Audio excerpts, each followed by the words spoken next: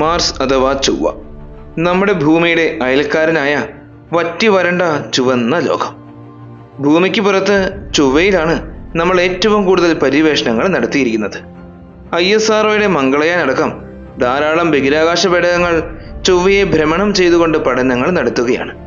കൂടാതെ curiosity, perseverance എന്നീ rover വാഹനങ്ങൾ ചൊവ്വയുടെ ഉപരിതലത്തിലൂടെ സഞ്ചരിച്ച് പഠനങ്ങൾ നടത്തുന്നു. ഈ പഠനങ്ങളിൽ നിന്നുമെല്ലാം നമുക്ക് മനസ്സിലാക്കുവാൻ സാധിച്ചത് ഒരു കാലത്ത് ചൊവ്വ നമ്മുടെ ഭൂമിയെ പോലെ തന്നെ ഉപരിതലം സമുദ്രങ്ങളാൽ നിറഞ്ഞ ഒരു നീല ഗ്രഹമായിരുന്നു എന്നാണ്. രൂപം കൊണ്ട അന്നു മുതൽ ഇന്ന് വരെ ഒരു സമയത്തും സൂര്യന്റെ ഹാബിറ്റബിൾ മേഖലയ്ക്കുള്ളിൽ കടന്നിട്ടില്ലാത്ത ഈ ചൊവ്വയിൽ എങ്ങനെയായിരിക്കും ജലം ദ്രാവക രൂപത്തിൽ നിലനിന്നത്? അന്നുണ്ടായിരുന്ന ആ ജലം മുഴുവൻ എങ്ങനെയായിരിക്കും ഒരു തുള്ളി പോലും അവശേഷിക്കാതെ വറ്റിപ്പോയത്? ചൊവ്വ എങ്ങനെയായിരിക്കും മരുഭൂമിയായി മാറിയത്? ഇതെല്ലാം നമ്മൾ കാണാൻ പോവുകയാണ്.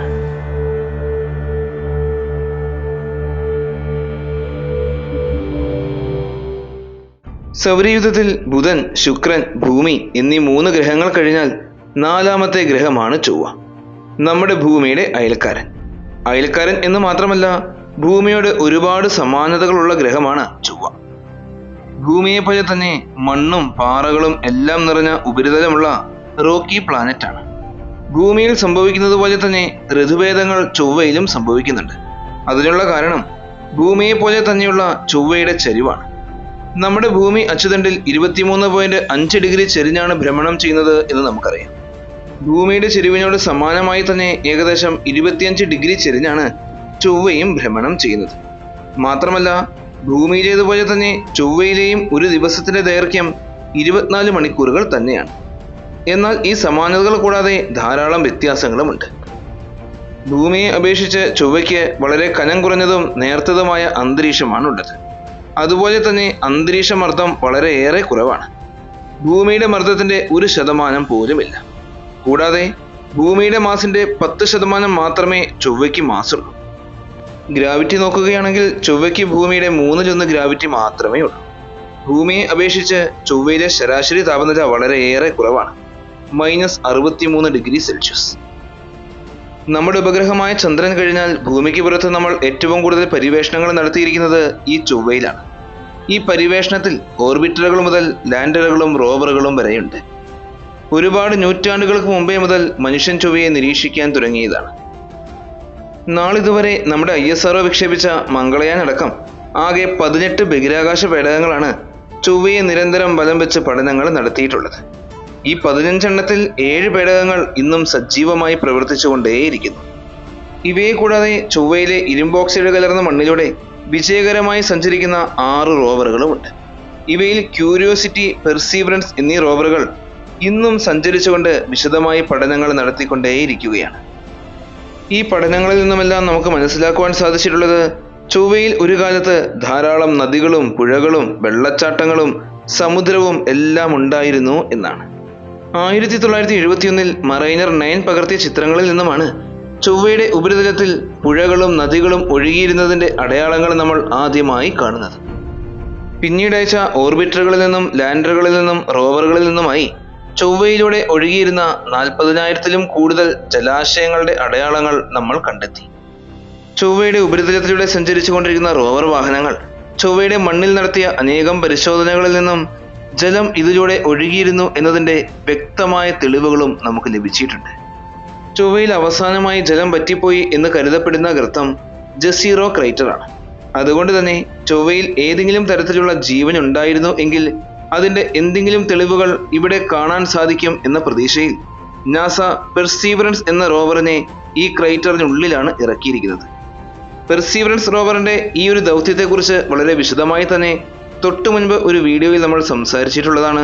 ആ വീഡിയോ കാണാത്തവർ തീർച്ചയായും കാണണം. പേടകങ്ങളെ അയച്ച് വളരെ വിശദമായി തന്നെ ചൊവ്വയെ പഠിച്ചതിൽ നിന്നും ചൊവ്വയിൽ പണ്ട് ജലം ഒഴുകിയിരുന്നു എന്ന് വളരെ വ്യക്തമായി തന്നെ നമുക്ക് മനസ്സിലാക്കുവാൻ സാധിച്ചിട്ടുണ്ട്. അതുകൊണ്ട് തന്നെ നമ്മുടെ ഭൂമിയെ പോലെ ജലം നിറഞ്ഞ ഒരു നീല ഗ്രഹമായിരുന്നു ചൊവ്വയും. എന്നാൽ ഇപ്പോൾ ചൊവ്വയിലെ ഈ ജലം മുഴുവൻ എവിടെ പോയി? ചൊവ്വ എങ്ങനെയായിരിക്കും ഒരു തുള്ളി ജലം പോലുമില്ലാതെ ഇന്ന് വറ്റി വരണ്ട മരുഭൂമിയായി മാറിയത്? നമ്മുടെ ഭൂമിയിൽ ജലം ദ്രാവക രൂപത്തിൽ നിലനിൽക്കുന്നതിനുള്ള കാരണം മനസ്സിലാക്കാം. ഇതിനുവേണ്ടി ഭൂമിയുടെ ആന്തരിക ഘടന നമ്മൾ മനസ്സിലാക്കിയിരിക്കണം. ഭൂമിക്ക് ആകെ 4 വ്യത്യസ്തങ്ങളായ ലെയറുകളാണുള്ളത്: inner core, outer core, mantle, crust. ഭൂമിയുടെ മധ്യഭാഗത്തെയാണ് ഇന്നർ കോർ എന്ന് വിളിക്കുന്നത്. 2442 കിലോമീറ്ററോളം വ്യാസമുള്ള ഈ അകക്കാമ്പ് സ്ഥിതി ചെയ്യുന്നത് ഉപരിതലത്തിൽ നിന്നും ഏകദേശം 6400 കിലോമീറ്ററുകൾക്കും 5120 കിലോമീറ്ററുകൾക്കും ഇടയിലുള്ള പ്രദേശത്താണ്. സാന്ദ്രത ഏറ്റവും കൂടുതലുള്ള നിക്കലും ഇരുമ്പും കൊണ്ടാണ് ഇന്നർ കോർ രൂപം കൊണ്ടിരിക്കുന്നത്. ഭൂമിയുടെ മറ്റു പാളികളെ അപേക്ഷിച്ച് ഈ അകക്കാമ്പാണ് ഏറ്റവും വേഗതയിൽ കറങ്ങുന്നത്. അകക്കാമ്പിന്റെ താപനില ഏകദേശം 5400 ഡിഗ്രി സെൽഷ്യസോളം വരും. അതായത് സൂര്യന്റെ ഉപരിതല താപനിലയുടെ അത്രത്തോളം. ഭൂമിയുടെ ഉപരിതലത്തിന്റെ 3 ലക്ഷം മടങ്ങ് മർദ്ദം കൂടുതലാണ് ഇന്നർ കോറിന്.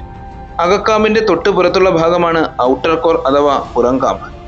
ഇന്നർ കോറിലെ പോലെ തന്നെ ഇരുമ്പും നിക്കലും തന്നെയാണ് ഔട്ടർ കോറിലും ഉള്ളത്.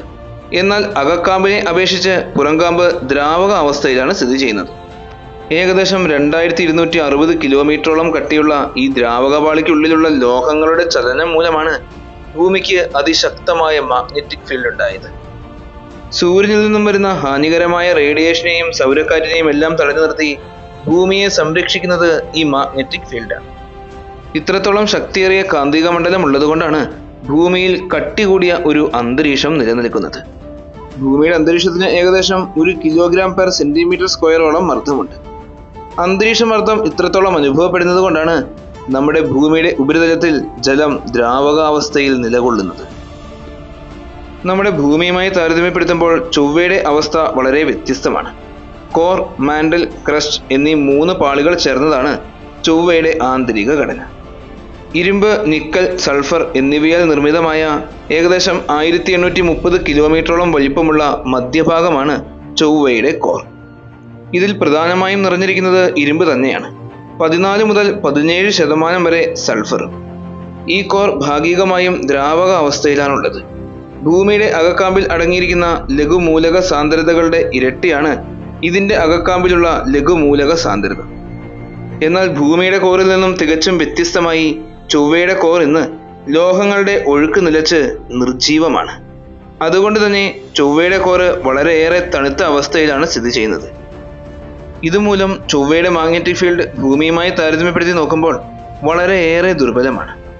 അതുകൊണ്ട് തന്നെ സൗരക്കാറ്റ്, റേഡിയേഷൻ ഇവയെല്ലാം മൂലം ചൊവ്വയുടെ അന്തരീക്ഷം നശിച്ച് വളരെ നേർത്തതായി മാറി. കടന്നുപോകുന്ന ഓരോ സെക്കൻഡിലും ചൊവ്വയുടെ അന്തരീക്ഷം 100 ഗ്രാം വീതം നശിച്ചുകൊണ്ടിരിക്കുകയാണ്. ഭൂമിയുടെ അന്തരീക്ഷത്തെക്കാൾ 100 മടങ്ങ് കട്ടി കുറവാണ് ഈ അന്തരീക്ഷത്തിന്. ചൊവ്വയുടെ അന്തരീക്ഷത്തിലെ 95% കാർബൺ ഡൈ ഓക്സൈഡും 3% നൈട്രജനും 1.6% ആർഗൺ ഗ്യാസുമാണ്. കൂടാതെ ജലവും ഓക്സിജനും അന്തരീക്ഷത്തിൽ അടങ്ങിയിട്ടുണ്ട്. ഇത്രത്തോളം കട്ടി കുറഞ്ഞതുകൊണ്ട് തന്നെ വളരെ കുറഞ്ഞ അന്തരീക്ഷമർദ്ദം മാത്രമേ ചൊവ്വയിൽ അനുഭവപ്പെടുകയുള്ളൂ. ഭൂമിയുടെ ഉപരിതലത്തിലെ അന്തരീക്ഷമർദ്ദം ഏകദേശം 1 കിലോഗ്രാം പെർ സെന്റിമീറ്റർ സ്ക്വയർ ആണ് എന്ന് നമ്മൾ കണ്ടു കഴിഞ്ഞു. എന്നാൽ ചൊവ്വയിലെ മർദ്ദം വെറും 0.006 കിലോഗ്രാം പെർ സെന്റിമീറ്റർ സ്ക്വയർ മാത്രമാണ്. അതായത് ഭൂമിയിലെ അന്തരീക്ഷമർദ്ദത്തിന്റെ 1% പോലും ചൊവ്വയിലില്ല. ഈ അന്തരീക്ഷ സമ്മർദ്ദത്തിൽ ഒരിക്കലും ജലത്തിന് ചൊവ്വയുടെ ഉപരിതലത്തിൽ ദ്രാവക രൂപത്തിൽ നിലനിൽക്കുവാൻ സാധിക്കുകയേയില്ല. ഈ സമ്മർദ്ദം ജലത്തെ തണുപ്പിച്ച് ഐസാക്കുകയും പിന്നീട് നീരാവിയാക്കി മാറ്റുകയും ചെയ്യും. വളരെ കുറഞ്ഞ ചൊവ്വയുടെ അന്തരീക്ഷ സമ്മർദ്ദം എന്ന് പറയുന്നത് ജലത്തിന്റെ ട്രിപ്പിൾ പോയിന്റിനേക്കാളും താഴെയാണ്. അതുകൊണ്ട് തന്നെ അവിടെ സബ്ലിമേഷൻ എന്ന പ്രവർത്തനം വഴി അന്തരീക്ഷം നശിച്ച് അന്തരീക്ഷത്തിലെ മർദ്ദം കുറയുന്നതിനനുസരിച്ച് അവിടെയുള്ള ജലം നീരാവിയായി മാറുകയാണ്. ആ നീരാവി പിന്നീട് ബഹിരാകാശത്തേക്ക് അലിഞ്ഞു ചേരുകയും ചെയ്യും. എന്നാൽ ഐസിന്റെ രൂപത്തിൽ ധ്രുവപ്രദേശങ്ങളിൽ സ്ഥിതി ചെയ്യുന്ന ജലം നമ്മൾ കണ്ടെത്തിയിട്ടുണ്ട്. ഇന്ന് ചൊവ്വയിൽ ജലം ദ്രാവകാവസ്ഥയിൽ കാണപ്പെടാതിരിക്കുന്നതിനുള്ള കാരണം എന്താണ് എന്ന് ഇപ്പോൾ നമുക്ക് മനസ്സിലായി കഴിഞ്ഞു. എന്നാൽ രൂപം കൊണ്ട നാളു മുതൽ ഇന്ന് വരെ സൂര്യന്റെ ഹാബിറ്റബിൾ മേഖലയ്ക്കുള്ളിൽ ഒരിക്കലും കടന്നിട്ടില്ലാത്ത ഈ മാർസിൽ എങ്ങനെയായിരിക്കും ഒരു കാലത്ത് ജലം ദ്രാവക രൂപത്തിൽ നിലനിന്നത്? സൗരയൂഥം രൂപം കൊണ്ട സമയത്ത് സൂര്യന്റെ ചുറ്റിലുമുള്ള പ്രോട്ടോ പ്ലാനറ്ററി ഡിസ്കിൽ നിന്നുമുള്ള പദാർത്ഥങ്ങളുടെ റൺവേ അഡീഷൻ എന്ന ക്രമരഹിതമായ പ്രക്രിയയുടെ ഫലമായിട്ടാണ് ചൊവ്വ പിറവിയെടുക്കുന്നത്. ചൊവ്വ രൂപം കൊണ്ട സൗരയൂഥത്തിലെ പ്രത്യേക പ്രദേശത്തിന്റെ സവിശേഷത കാരണം ചൊവ്വയ്ക്ക് നിരവധിയായ രാസസവിശേഷതകൾ ഉണ്ടായിരുന്നു. ക്ലോറിൻ, ഫോസ്ഫറസ്, സൾഫർ തുടങ്ങിയ താരതമ്യേന ലോ ബോയിലിംഗ് പോയിന്റിലുള്ള മൂലകങ്ങൾ ഭൂമിയിലേതിനേക്കാളും കൂടുതലായി ചൊവ്വയിൽ അന്നുണ്ടായിരുന്നു. പ്രായം കുറഞ്ഞ സൂര്യനിൽ നിന്നും വരുന്ന സൗരക്കാറ്റ് ഗ്രഹത്തിന്റെ സൂര്യനോട് അഭിമുഖമായിരിക്കുന്ന ഭാഗത്തു നിന്നും ഇത്തരം മൂലകങ്ങളെ എല്ലാം പുറത്തേക്ക് തള്ളി വിട്ടിട്ടുണ്ടാകും. ഭൂമി, ശുക്രൻ എന്നിവയിൽ നിന്നും വളരെ വ്യത്യസ്തമായി ജൂപ്പിറ്ററിന്റെ ഗുരുത്വാകർഷണ ബലം ചൊവ്വ രൂപീകരിക്കപ്പെടുന്ന സമയത്ത് കൂടുതൽ പദാർത്ഥങ്ങൾ ചൊവ്വയിൽ വന്നു ചേരാതെ തടഞ്ഞു നിർത്തിയിട്ടുമുണ്ട്. അതുകൊണ്ട് ചൊവ്വ പൂർണ്ണമായും രൂപപ്പെട്ടു കഴിഞ്ഞപ്പോൾ ഭൂമിയുടെ ഏകദേശം പകുതി വലിപ്പം മാത്രമേ ഉള്ളൂ. ചൊവ്വ സ്ഥിതി ചെയ്യുന്ന സൗരയൂഥത്തിലെ പ്രദേശം സൂര്യന്റെ ഹാബിറ്റബിൾ മേഖലയ്ക്ക് പുറത്താണ്. അതായത് ജലം ദ്രാവക രൂപത്തിൽ നിലനിൽക്കുവാൻ സാധ്യതയുള്ള വാസയോഗ്യമായ മേഖലയ്ക്ക് പുറത്ത്. ചൊവ്വ ഒരു റോക്കി പ്ലാനറ്റ് ആണെന്ന് നമുക്കറിയാം. നമ്മുടെ ഭൂമി അടക്കം റോക്കി പ്ലാനറ്റുകളെല്ലാം രൂപം കൊള്ളുന്നത് ലാവ നിറഞ്ഞു കിടക്കുന്ന ഒരു വലിയ തീഗോളമായിട്ടാണ്. അപ്പോൾ ഗ്രഹത്തിന് നമുക്ക് സങ്കല്പിക്കാൻ പോലും സാധിക്കാത്ത അമിതമായ ചൂട് അനുഭവപ്പെടും. ഇതേ സമയത്ത് ഭൂമിയിലേതുപോലെ തന്നെ വളരെ കട്ടി കൂടിയ ഒരു അന്തരീക്ഷവും ഉണ്ടായിരിക്കണം. ഭൂമിയുടെ ഉത്ഭവ സമയത്ത് സംഭവിച്ചതുപോലെ തന്നെ ചൊവ്വ രൂപം കൊണ്ട സമയത്തും അഗ്നിപർവ്വത വിസ്ഫോടനങ്ങളുടെയും മറ്റ് ബഹിരാകാശ വസ്തുക്കൾ ചൊവ്വയിൽ വന്ന് പതിച്ചതിൻ്റെയും ഫലമായി അന്തരീക്ഷത്തിലേക്ക് ധാരാളം പൊടിപടലങ്ങളും വാതകങ്ങളും എത്തിയിട്ടുണ്ടാകും. അങ്ങനെ അന്തരീക്ഷത്തിന്റെ കട്ടി വീണ്ടും കൂടി. അങ്ങനെ വളരെയേറെ കട്ടി കൂടിയ അന്തരീക്ഷം ഉണ്ടായിക്കഴിഞ്ഞപ്പോൾ ചൊവ്വയിൽ ചൂട് നിലനിൽക്കാൻ തുടങ്ങി. ഇങ്ങനെ താപനിലയും അന്തരീക്ഷ സമ്മർദ്ദവും മൂലം ചൊവ്വയുടെ ഉപരിതലത്തിൽ ജലം ദ്രാവക രൂപത്തിൽ നിലനിന്നു. ആ ജലം കോടിക്കണക്കിന് വർഷക്കാലത്തോളം ഉപരിതലത്തിലൂടെ ഒഴുകി. നദിയായും പുഴയായും സമുദ്രമായും എല്ലാം ഒഴുകിയിരുന്നതിൻ്റെ അടയാളങ്ങളെല്ലാം നമ്മൾ നേരിട്ട് കാണുകയും ചെയ്തു. എന്നാൽ ഭൂമിയേക്കാളും ഒരുപാട് വലിപ്പം കുറഞ്ഞ ചൊവ്വയിൽ കോറിന്റെ താപനില കുറഞ്ഞു പോവുകയും അത് തണുത്ത് ഇനാക്റ്റീവ് ആവുകയും ചെയ്തു. ഇതിന്റെ ഫലമായി നമ്മൾ ആദ്യം കണ്ടതുപോലെ ചൊവ്വയുടെ അന്തരീക്ഷം നശിച്ചുപോയി.